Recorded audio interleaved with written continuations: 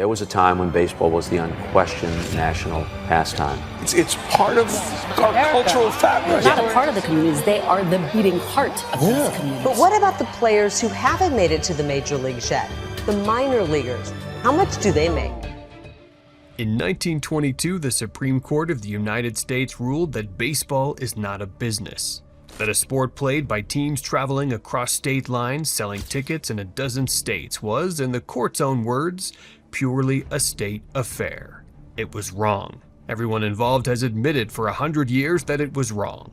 But that single sentence did something no other ruling in American sports has ever done. It made Major League Baseball the only business in the country legally allowed to operate as a monopoly. And a century later, nobody has ever taken it back.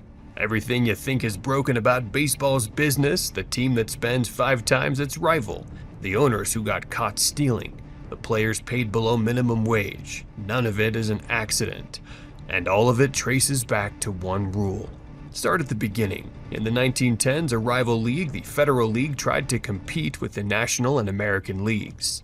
It failed, and one of its clubs, the Baltimore Federals, sued, arguing that organized baseball was an illegal monopoly crushing competition. The case reached the Supreme Court, and in May of 1922, the court ruled unanimously against Baltimore. Justice Oliver Wendell Holmes wrote the opinion. His logic was simple and strange. The Sherman Antitrust Act only governs interstate commerce, and baseball games, he said, are local exhibitions.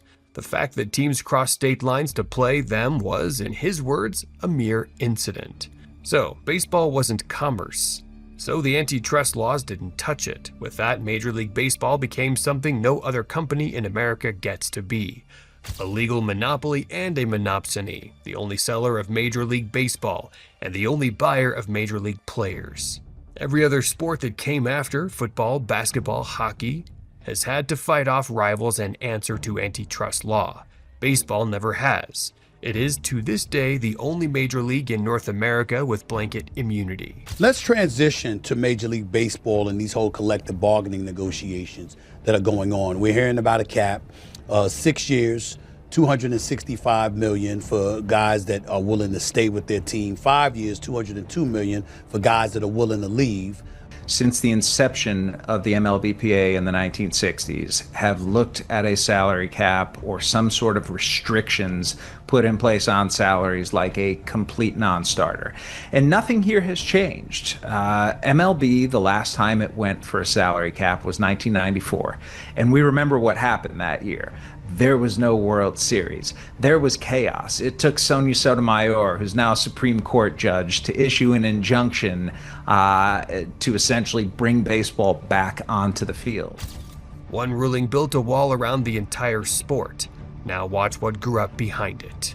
Behind that wall was a clause. Since 1879, every contract carried a reserve clause, a line that bound a player to his team for as long as the team wanted him. Not for the length of the deal, forever in effect. A player couldn't choose where he worked. He could be sold, traded, or kept, and he had no say. For most of a century, that was simply the law of baseball, protected by the 1922 exemption. Then in 1969, one man refused. Curt Flood was a star center fielder for the St. Louis Cardinals. They traded him to Philadelphia without telling him. And Flood, a black player who had come up through the Jim Crow South, wrote the commissioner a letter. He said he did not feel he was a piece of property to be bought and sold. He sued Major League Baseball. The case went to the Supreme Court in 1972, and here's where it gets damning. The court agreed the exemption was an anomaly. Me as a black man, I'm probably a lot more sensitive to the rights of other people because I have been denied these rights. Anna makes $90,000 a year, which isn't exactly slave wages. What's your retort to that? Well, Howard, a well-paid slave is nonetheless a slave. One justice had already written that he'd live to regret upholding it. They knew it was wrong, and they upheld it anyway. 5-3, saying that if anyone should fix this mistake, it should be Congress, not them. Justice Blackmun's opinion is so sentimental about baseball it reads like a love letter. One justice recused himself because he owned stock in the company that owned the Cardinals. Flood lost. His career was effectively over. He challenged the wall and the wall held. But the wall had a crack in it, and it wasn't a courtroom. Players were so afraid of the fallout of a public endorsement of Kurt in this lawsuit. Even Kurt's teammates, when they were in town playing the Mets, didn't show up to the trial. The Supreme Court today rejected a suit by ex-outfielder Kurt Flood. 3 years after Flood lost, two players, Andy Messersmith and Dave McNally, played a full season without signing new contracts. Then argued the reserve clause could only bind them for 1 year, not forever. It didn't go to a judge. It went to an arbitrator, a man named Peter Seitz, whose job existed only because the players had a union and a bargaining agreement. And in December of 1975, Seitz agreed with the players. The reserve clause shattered. Free agency was born. Oscar Robertson is a legend of the game. He still holds the triple-double record. He's an NBA champion, a former MVP, a 12-time All-Star. But he is also the former head of the Players Union, a job that put him in direct, vehement opposition to the league office on many occasions. Back in 1964, he was part of a group of players who threatened to boycott the All-Star game if they didn't start getting things like better medical treatment, benefits, pay for preseason games. The NBA tried to call the players' bluff, but the players stood firm and refused to come out onto the court, causing a delay in the game before the league finally caved. Not by beating the 1922 exemption, but by going around it. Kurt Flood got nothing, and 3 years later, players got everything he'd asked for. As for the exemption itself, Congress finally touched it in 1998, with a law named after Flood. But read the fine print. The Kurt Flood Act applied antitrust law to major league players and to nothing else. I don't have any regrets. As a matter of fact, had I to do it again, I think I would do it again, except I would do it differently. This time I would win. When he walked into the ballpark, I think only then that some people realized just how he changed the course of baseball, and for the better as far as the players were concerned. Whether it has benefited Kurt and his family, I doubt it, but it has been a huge blessing, immeasurable, to the game of baseball. Well, I think I was a little before my time. Not the minor leagues, not relocation, not expansion, not ownership. It freed the men who'd already been freed by an arbitrator and left the wall standing everywhere else. So, what does a 100-year-old exemption actually buy the owners today? Everything. Start with the cap. Baseball is the only major league in America with no salary cap, and right now the owners are trying to force one, with a lockout that could cancel the 2027 season. The union's word for it is collusion, and that word has history. Because the last time the owners colluded, secretly agreeing in the mid-1980s not to bid on each other's free agents, they got caught.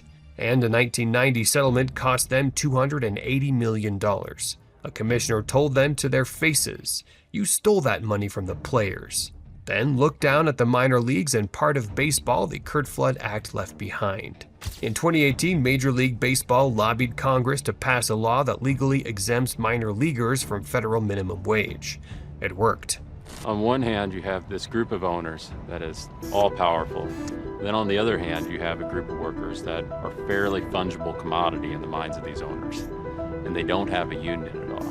And they're desperate to get into this industry. So you have this perfect recipe for exploitation. I've been leading a class action lawsuit against Major League Baseball, trying to help rectify this injustice. MLB has been fighting the case for years, even trying to appeal the case to the U.S. Supreme Court. But last year, the Supreme Court denied that request. The case continues on with a simple demand that MLB comply with the same minimum wage and hour laws that every company must comply with. Some were paid as little as a few $100s a week. When they sued, the league settled for $185 million.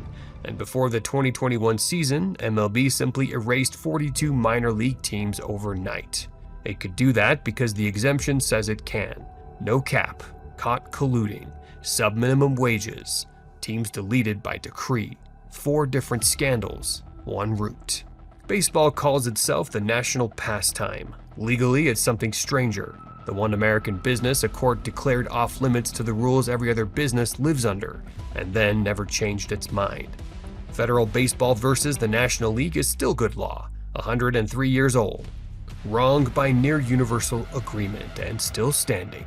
So, whenever you see something in baseball that wouldn't be legal anywhere else, a team vanishing, a market frozen, a wage that shouldn't exist, you don't have to wonder how they got away with it. You already know.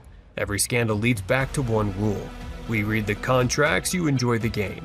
This is Diamond Empire.